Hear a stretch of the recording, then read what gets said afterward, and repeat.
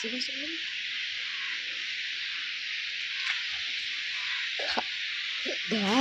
না, ঘাস না, পালং শাক। পালং শাক।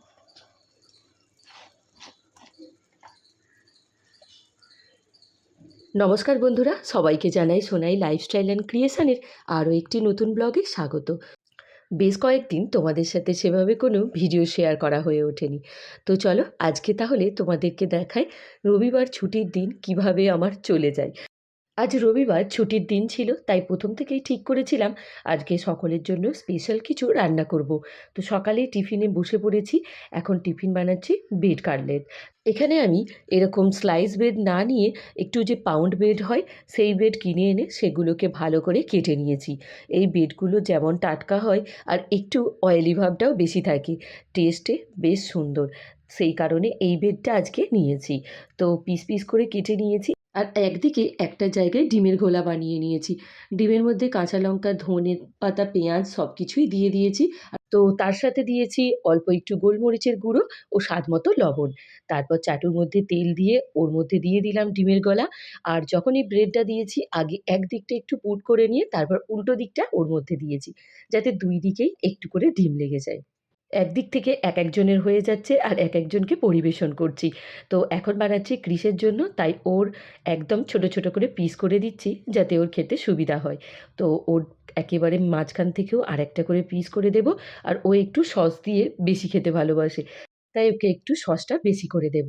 তো চলুন তাহলে ক্রিসেরটা ফাইনাল করে ফেলি। আজ অনেক দিন হয়ে গেল আপনাদের সাথে কোনো ভিডিও শেয়ার করা হয়ে ওঠেনি, প্রায় 15 থেকে 20 দিনের মতো।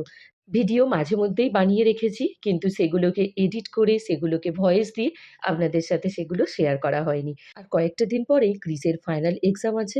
আর পরপর আমাদের সকলের একে একে শরীরও খারাপ হয়ে গিয়েছিল, তাই সেইভাবে ভিডিওগুলো শেয়ার করা হয়ে ওঠেনি। তো যাই হোক চলুন আজকে দেখাই। আমি এখানে বানাচ্ছি চিকেন চাপ। এর জন্য চিকেনটাকে একটু বড় বড় সাইজ করে কেটে নেওয়া হয়েছে। তো সেটাকে ভালো করে ধুয়ে একটু লেবু আর লবণ মাখিয়ে রেখে দিয়েছিলাম। এখন ওর মধ্যে দিয়ে দিলাম, এখানে প্রথমে দিয়ে দিয়েছি 4 মগজ পোস্ত, কাজু বাটা। এবার বেটে নেব কাঁচা লঙ্কা, ধনে পাতা, পেঁয়াজ, আদা, রসুন এই সব কিছুকে ভালো মতো পেস্ট করে এর মধ্যে দিয়ে দেব। এখানে একটা কথা বলে রাখি, কেউ যদি 4 মগজ পোস্ত অথবা 4 মগজ কাজু বাটাও দিতে পারো, ওটা যেকোনো দুটো দিলেই কিন্তু হয়। আমি এখানে 3টেই ব্যবহার করেছি, টেস্টটা আরও বেশি সুন্দর হয়। একটা প্যানের মধ্যে কাসুরি মেথিও আমি একটু ফ্রাই করে নিয়েছি। আর একটু নিয়েছি 2 চামচের মতো বেসন। এখানে আমার যেরকম চিকেনের পরিমাণ আছে সেই মতোই কিন্তু বেসনটা নিয়েছি। খুব বেশি বেসন লাগবে না, অল্প একটু হলেই হয়ে যাবে। আর তার সাথে নিয়ে নিতে হবে সর্ষের তেল। একটু ধোঁয়া উঠলে সেটা বন্ধ করে ঠান্ডা করে এর মধ্যে দিতে হবে। এবার এই সব কিছু ইনগ্রিডিয়েন্টসগুলোকে একসাথে এর মধ্যে ভালো মতো মেখে নিতে হবে। তারপর বেশ খানিকক্ষণ ফ্রিজের মধ্যে রেখে দিতে হবে। এটা থেকে একটা সুন্দর সুগন্ধও ছড়াবে। আর এটা ওই সময়ের মধ্যে একদমই ভালো করে ম্যারিনেট হয়ে নরম হয়ে যাবে। এখানে আমি বলতে ভুলে গিয়েছিলাম, টক দইটা আগে থেকেই আমি কিন্তু জল ঝরাতে রেখে দিয়েছিলাম। ও থেকে একদম জল ঝরে যেতে সেই টক দইটাই এখানে দিয়েছি। এখানে দিয়েছি কাশ্মীরি লঙ্কা আর হলুদ দিয়েছি। আর সবশেষে দিয়েছি গুঁড়ো দুধ, কেওড়া জল আর জিরে গুঁড়ো। এখানে গুঁড়ো দুধটা 2 থেকে 3 চামচের মতো আমি ইউজ করেছি। তো এবার সবগুলোকে ভালো করে ম্যারিনেট করে নেব, যাতে সবকটা চিকেনের ভেতর ভালো মতো ঢুকে যায়। তো এখানে খুব একটা বড় পিস নিইনি, মিডিয়াম সাইজ নিয়েছি, তাই ওর মধ্যে কোনো কাট লাগাইনি।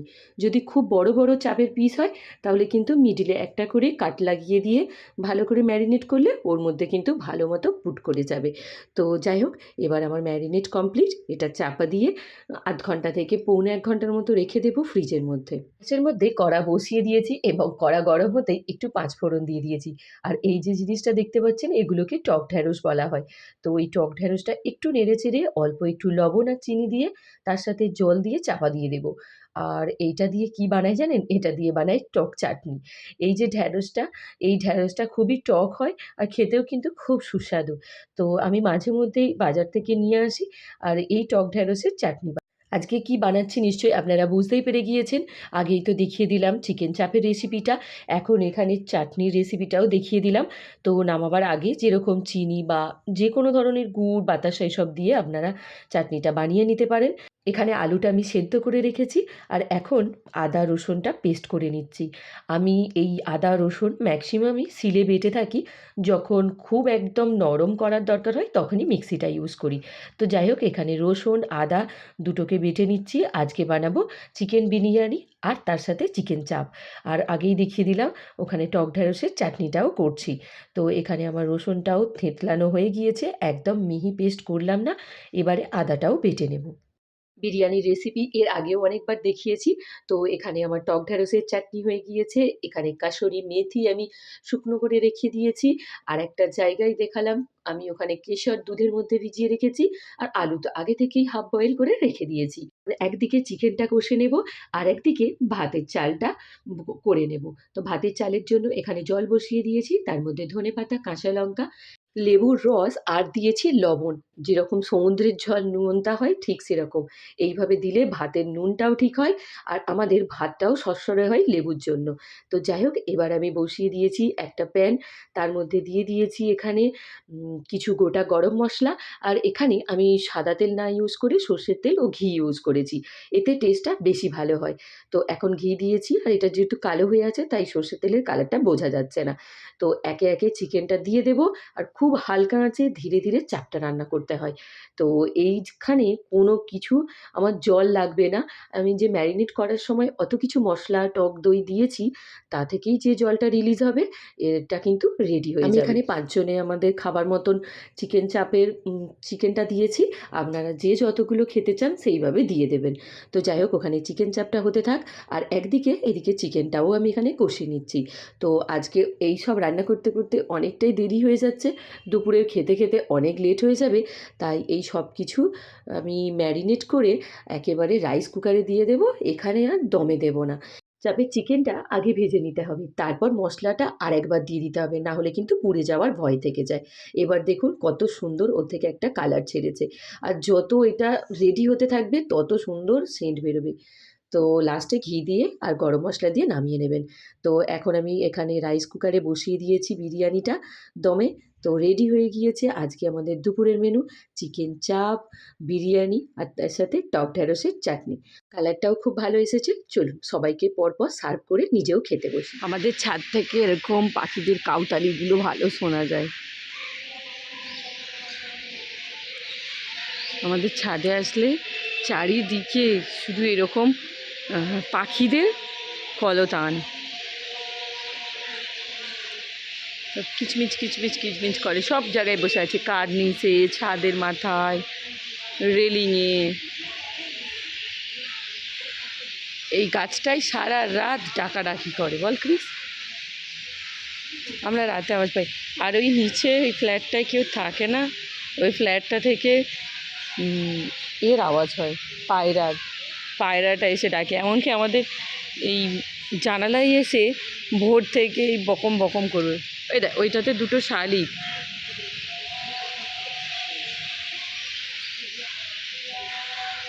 কি সব কাক আছে বেশি, ছোট বড় মাঝারি, তাই না?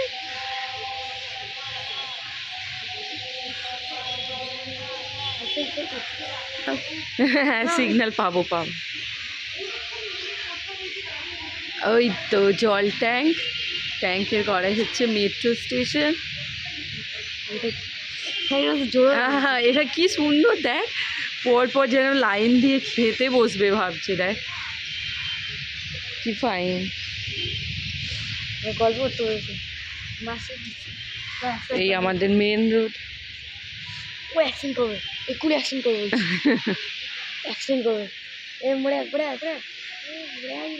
ছাতিম ফুল ফুটেছে কত সুন্দর, অনেক ছাতিম ফুল ফুটেছে।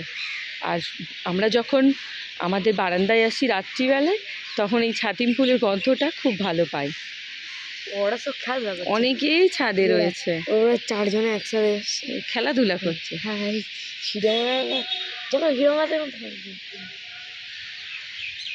ময়ূরের মতো।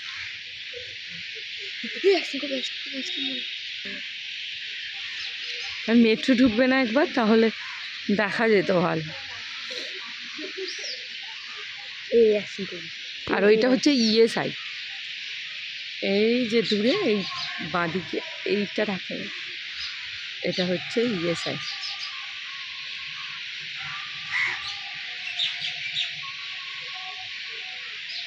আমাদের ডায়মন্ড পার্কে বেশ ভালোই ছাতিম ফুলের গাছ আছে। এই দূরে একটা দেখতে পাচ্ছি, এখানে আমাদের এখানে তো আছেই, আর একটু এগিয়ে গেলে ওখানটা রিক্সা স্ট্যান্ড আছে, ওখানেও আছে। পাখিদের এতই আওয়াজ হচ্ছে যে আমাদের আওয়াজটাই শোনা যাবে না।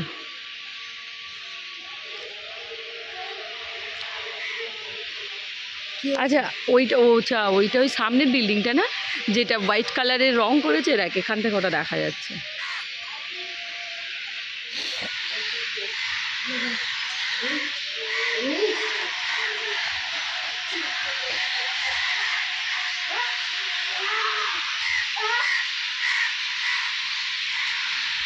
এইদিকে একদম সামনে থেকে বল, আমাদের ছাদের এই সাইডটা লাইসেন্স ছাড়া। এরাও কাউতালিগুলো শুনতে পায়, তাই না? জেনেক্সের যারা এই সাইডে আছে।